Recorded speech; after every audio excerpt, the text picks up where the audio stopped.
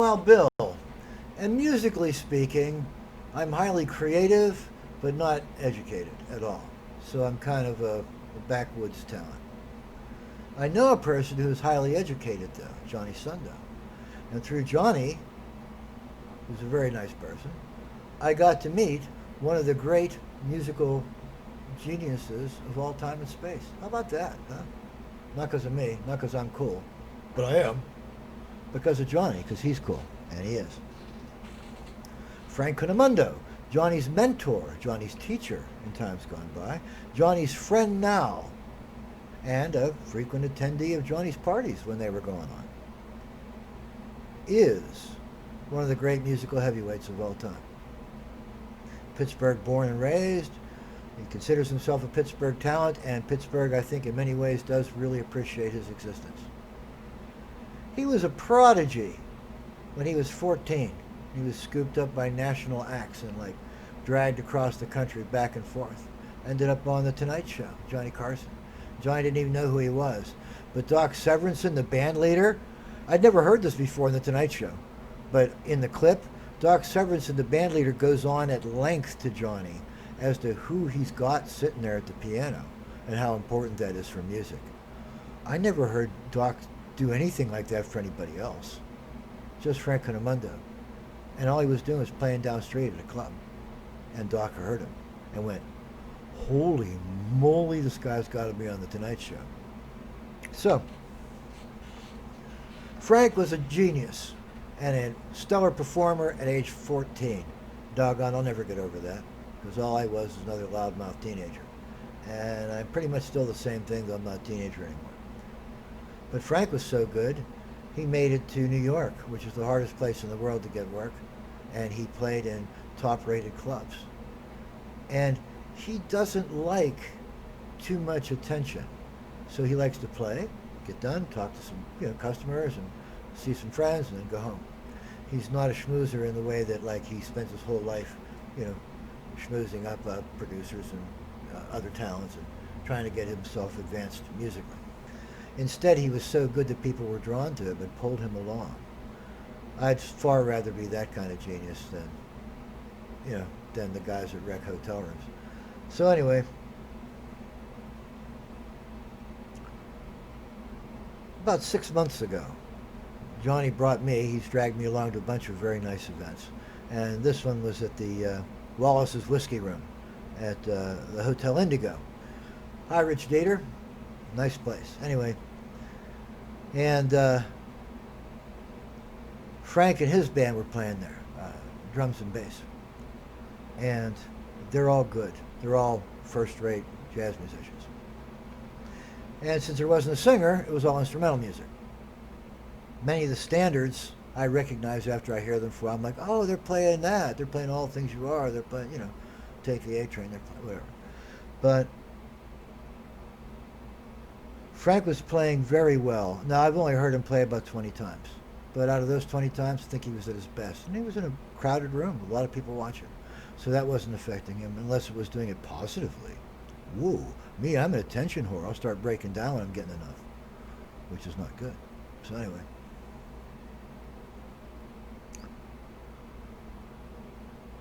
At the end of the night, Johnny and I went over to help Frank pack up. He's got heavy gear, and we're younger. And while we were doing that, his drummer came over. I'm not naming names, but you guys know who you are. Golly, you're well known around the city as well. And in the course of his conversation with Johnny, I got to be the fly on the wall for this, another one of these. The drummer said, "He's getting better, Johnny. I don't know what to do." The idea of a person who shot his bolt when he was 14 and was a much feted and much desired prodigy, leading to a full career where his name was always known somewhere, especially in the halls of art, to the point where in his 80s, guys who have worked with him for years are saying, oh my gosh, he's getting better, is the highest standard to which I could possibly ascribe in art and artistry. Thank you, Frank Cunimondo, for showing me how much of a piker I've been. Because I create a lot of art. I do it in 3 different venues till my eyes went. I used to draw a lot too. But anyway, but Frank is still getting better, and he's still getting better, and he's still getting better. Can you imagine doing something for a living that you're still getting better at when you're in your 80s, when everybody else has become decrepit and disinterested and worrying about the infinite? And here's a guy getting better. Dress himself up like a man, come out like a man, helps carry his equipment. He usually carries his own equipment. It's just when Johnny and I are there, we help him because it's Frank. So, anyway, that he's getting better. Almost 70 years after he started out. And he was a prodigy already.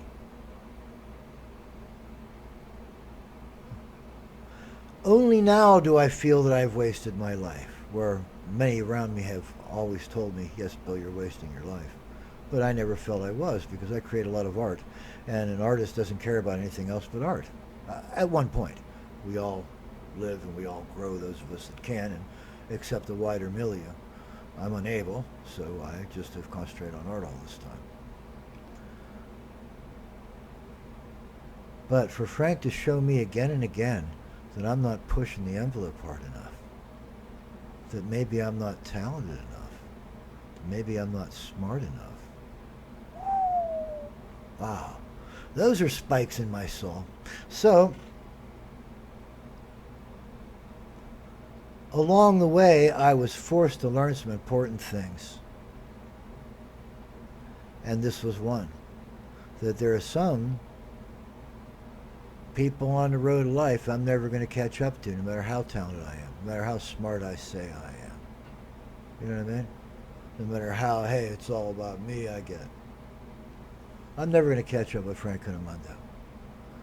And so you figure, okay, you go on with that. You still respect the man. You think he's a lovely person. You think he's a wonderful artist. So you've gotten over it, right? Oh, no. This is why I believe in God. And this is why I believe that to be a God, you must have one hell of a sense of humor. And you have to have that humor peaked 1,000,000 times a second. I was playing at one of Johnny's parties, because we all do. And Frank was standing by the piano listening to me, because my spin on this, because he knows it would make me feel good. That he's not going like this and walking away makes me feel good, right?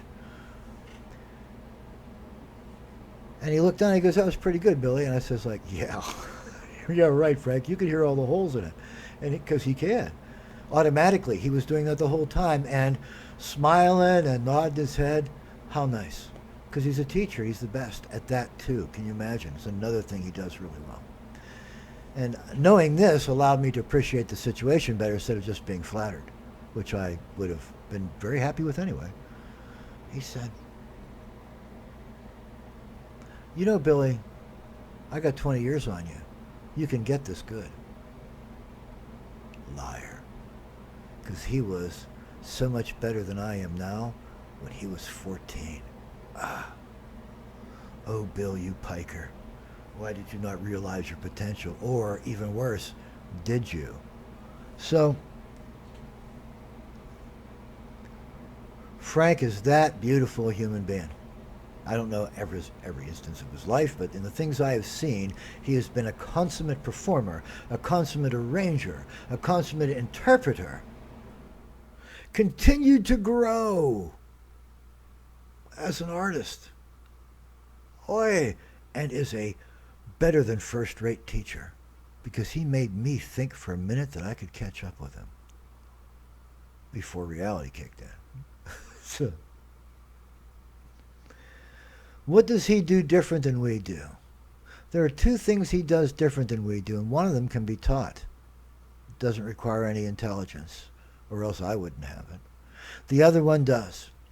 Frank is well aware that music has 2 major components, and I don't mean the song, which has rhythm and harmony and melody. Oh, I mean music, all music. Music has certain mathematical relationships all through it. certain patterns that are evident all through it. Humans are a pattern-finding species, and so music and us go together very well. That's why people can dance and stamp and clap their hands and, stay in rhythm, because we're pattern finders. But Frank knows that music has a deep fundamental basis in mathematics and science. It does. The mathematics and science of harmony and rhythm, yeah. And the continuity that you can create by combining these with melody. The difference that jazz brings is it is the continuity from the classical, whereas the classical, all the variations in the classical venue were done by the writers, because the band was trying to interpret the writer as closely as they could to his intent, especially when people like Beethoven are writing and conducting. It's only later that we get conductors who don't know what the original intent was, and so they have a personal axe to grind, so to speak. Andre Previn. So, jazz musicians merely take that permission to vary the theme, to vary the melody, the melodic theme, and sometimes the rhythmic and the harmonic themes of a song. They abrogate that and establish it as an individual trait again, rather than the writer telling the band how to vary the theme. Now the band shows the writer what you can do when you know the song well enough with the theme, staying within the writer's wish most times. So you have to be able to play that song while the orchestra is still chugging away, looking at their charts, and mandolin goes here and it goes there, and I'm doing this and the oboe's doing that. And if you do anything wrong, it sounds like crap because everybody isn't ready for it. And if you can be inside of that and then improvise, do something new, well, heck, you're something. And how do you get to be that good? Anyone can do it. You can do it. I can do it. Practice that song over and over again. I mean it. That whole song. That song's got an intro, a body, and an outro. Learn the intro, learn the body, learn the outro. Even if you would never perform it like that in public, you need to understand it so you know where the band is at all times. The band knows where you are at all times. And everything is building toward the song's climaxes, not your moment in the sun. There is no I in team, which is why I work alone, by the way, because there is an I in genius.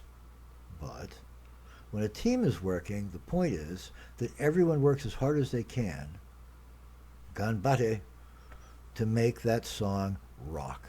They don't do that by being flashy and being stellar. They do that by making sure that they stay inside the rhythm, that they know the melody very well, and if they vary it, they stay inside of the rhythmic and harmonic continuity of that song so they don't make anybody get lost trying to follow them. That's how you do it as a team effort. If you're an individual performer, well, you have a heavy load because you got to play the bass, and you got to play the chords, the rhythm, and you got to play the melody all by yourself. And if it's a 4-part song that has lyric too, you have to do the lyrics yourself too. Oh my gosh.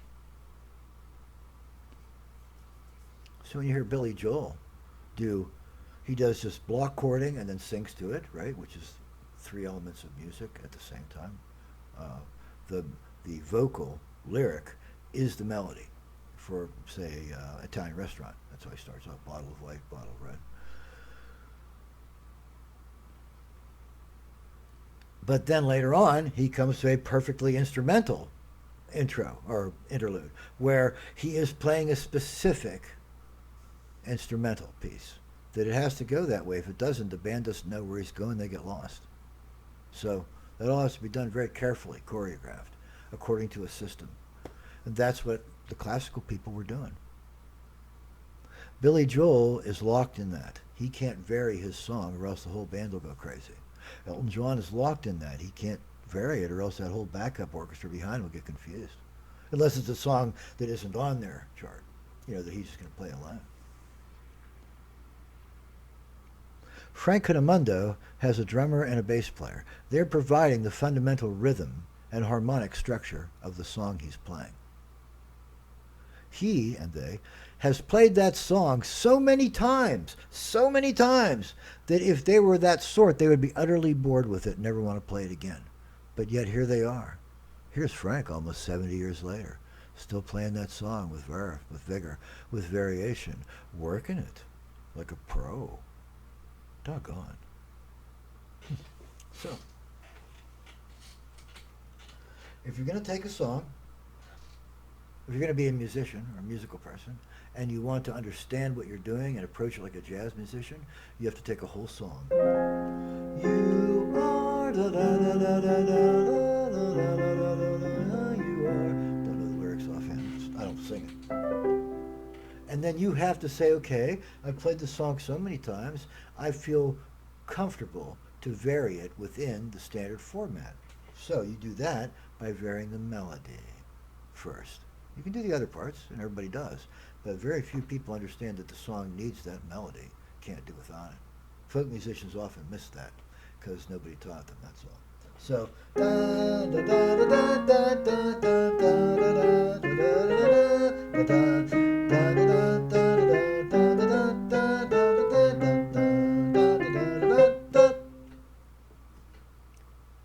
I didn't do anything difficult there, nothing impossible, nothing jazzy, but I created that same moment that all of jazz is about. Understanding a song so well that I can work within the rhythm without bringing it down and create a new and alternative melody or a variation on a theme, either harmonically, rhythmically, or melodically. And that's all that jazz is. It's all the difference that jazz has from what we do.